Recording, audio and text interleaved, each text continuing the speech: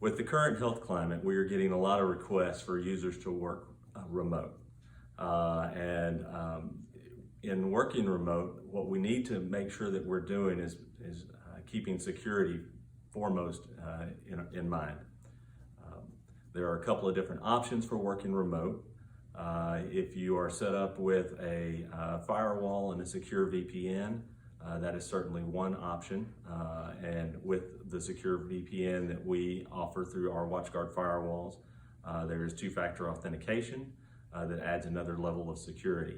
But you got to remember, when you're connecting to a VPN, it's just as if you took that system and plugged it directly into your network. So if you're taking the laptop that everybody at the house uses for surfing the web, you're exposing that directly to your network and might not be the best option. You may want to utilize some other third-party software so that you can basically console directly into a system at the office, or use remote desktop services. And we can certainly help you with all of those different options. Please contact PCA if you have any more questions.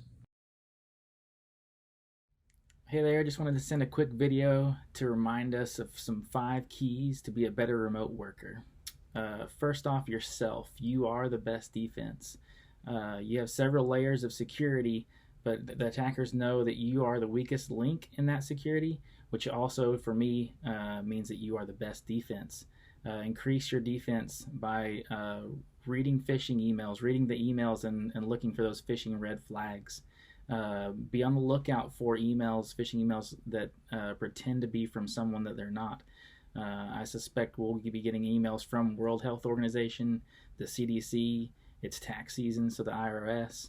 Always look out for that Microsoft tech support email. Phishing emails with a sense of urgency, something that's going to make you want to click on something. Look for those.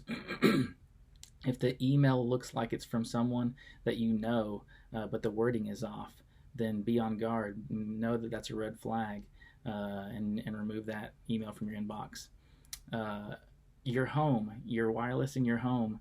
A lot of us remote workers rely heavily on our wireless. So be a good secure remote employee. Change that default password on your wireless access point or your modem. Use a strong Wi-Fi password so that you know who's connecting to your Wi-Fi. Use strong encryption. If you're going to enable password on your Wi-Fi, then you're going to be using encryption. So look for that encryption. Choose the option for WPA2.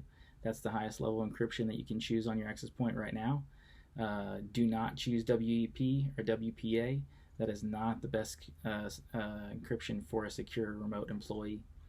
Your passwords. You need to use strong passwords.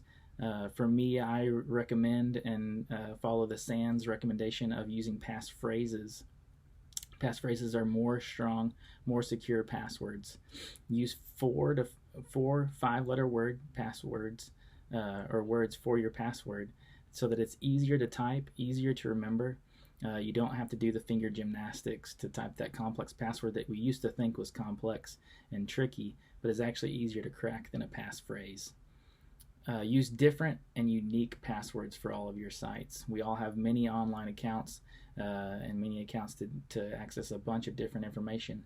It would be a shame to have one password ruin and get compromised multiple accounts, so make sure you're using different passwords for your different accounts. With that, using the different passwords means you're going to have to remember more passwords. I rely on a password manager and recommend password managers to help you remember those passwords. They can do more than just passwords. They can help you remember a bunch of different account information as well. They can help type in that information.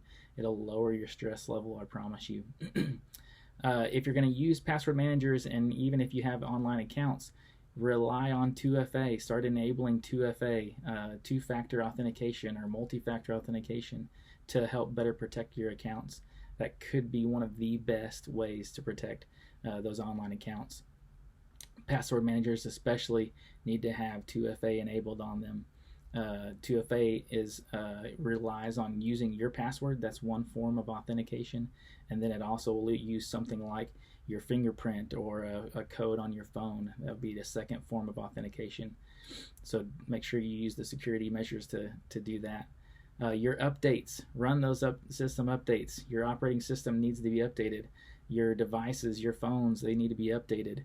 Applications that you run on your computer need to be updated. If you're running Adobe or different pieces of software, those also all have updates that need to be run. Other devices in your home all have updates. If you're running a home thermostat, home alarm system, the printer, all the different connected devices that are in your home all have updates that need to be run. Make sure you're patching those devices. Attackers are constantly scanning and looking for vulnerabilities out there on the internet. They run manual scans. They can scan the entire internet in minutes. They have automated scans. There's tools out there that are just constantly scanning the internet looking for vulnerabilities. So make sure your systems are do not have those vulnerabilities, and make sure you're running those updates. Power cycle your modem. Your ISP does a good job of sending updates to your modem, but a lot of times those modems do not get that patch fully installed until you reboot the modem. So make sure you power cycle or unplug your modem for a little bit and plug it back in. I would recommend doing that at least monthly. The last key I would say is your kids and your guests, people that are in your home. Make sure that you don't let them use your work device. If you have a separated device specifically for work, make sure that they know that that is for work and that they don't get on there. We don't want them manipulating information, deleting information, or causing that device to even get infected potentially. Know who's on your network. We talked about that before with the wireless.